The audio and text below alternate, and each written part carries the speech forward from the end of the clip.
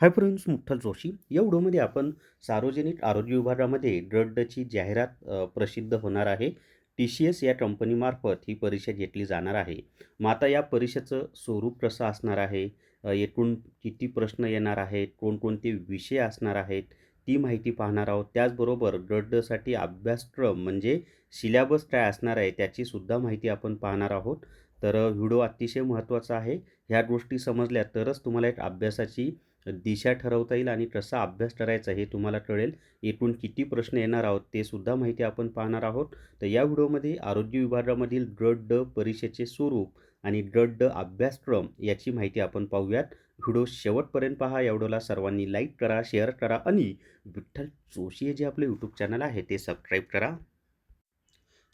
जर तुम्हाला आरोग्य विभाग गट ड रेकॉर्डेड व्हिडिओ कोर्स विकत घ्यायचा असेल तर प्ले स्टोअरवरून विठ्ठल जोशी ॲप डाउनलोड करा आणि आरोग्य विभाग गट ड रेकॉर्डेड व्हिडिओ कोर्स विकत घ्या. यामध्ये संपूर्ण सिलॅबस तुमचा कव्हर होतो आणि फी फक्त 500 + GST आहे आणि प्रिव्हियस इयर क्वेश्चन पेपरचा ॲनालिसिससुद्धा यामध्ये तुम्हाला मिळणार आहे. निश्चितच तुम्हाला फायदा होईल. तर या ठिकाणी पहा मित्रांनो, की परीक्षेचं जे स्वरूप आहे ते कसं आहे ते पहा.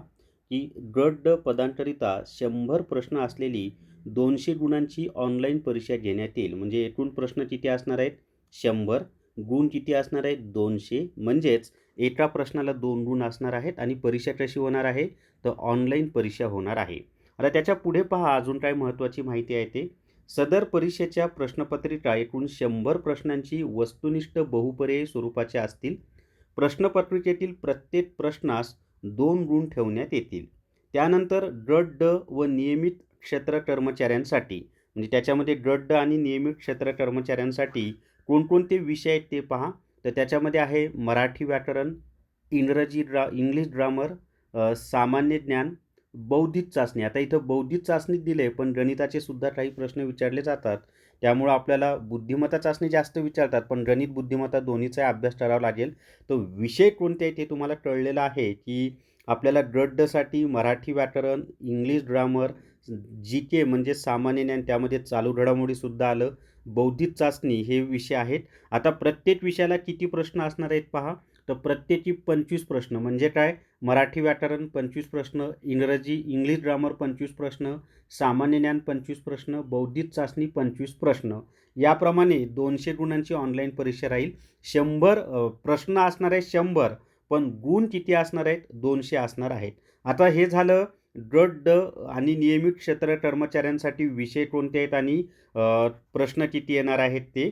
आता जे अकुशल कारागीर आहेत, त्याच्यानंतर परिवहन म्हणजे आपलं जे वाहक वगैरे आहेत ना, चालक, आणि HEMR या पदांसाठी हे पदं लक्षात ठेवा. अकुशल कारागीर, परिवहन आणि HEMR या पदासाठी कोणकोणते विषय आहेत? तर मराठी व्याकरण, इंग्लिश ग्रामर, सामान्य ज्ञान, बौद्धिक चाचणी करिता प्रत्येकी 5 प्रश्न. म्हणजे याचं स्वरूप बदललंय पहा. आणि याच्यामध्ये प्रत्येकी 5 प्रश्न म्हणजे असे एकूण किती प्रश्न येणार? 20 प्रश्न. आणि जो तांत्रिक ज्ञान आहे म्हणजे अकुशल कारागीर असेल, परिवहन असेल आणि HEMR असेल. आता परिवहनमध्ये वाहक घेतलं तर जे काही नियम असतात, ट्रॅफिकचे नियम, ते तांत्रिक ज्ञान झालं त्याचं. मग त्या तांत्रिक ज्ञानावर आधारित 80 प्रश्न विचारले जाणार आहेत. असे एकूण 100 गुणांची म्हणजे 20 प्रश्न मराठी व्याकरण, 5 प्रश्न इंग्लिश ग्रामर, 5 प्रश्न सामान्य ज्ञान, 5 प्रश्न बौद्धिक चाचणी, 5 प्रश्न, हे झाले 20 प्रश्न.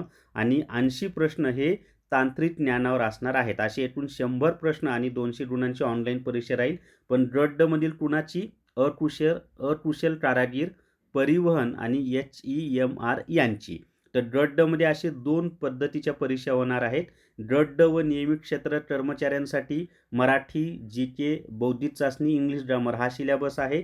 आणि अकुशल कारागीर, परिवहन व HEMR यांच्यासाठी मराठी, इंग्लिश, सामान्य ज्ञान, बौद्धिक चाचणी 5-5 प्रश्न आणि तांत्रिक प्रश्न 80 असणार आहेत. गट ड सवर्गातील पदांकरिता परीक्षेचा कालावधी 2 तासांचा राहील. परीक्षेचा कालावधी किती असणार आहे? 2 तासांचा असणार आहे. स्मार्ट स्टडी पब्लिकेशन नांदेड यांनी आरोग्य विभाग 184 प्रश्नपत्रिका संच हे पुस्तक प्रसिद्ध केलेलं आहे.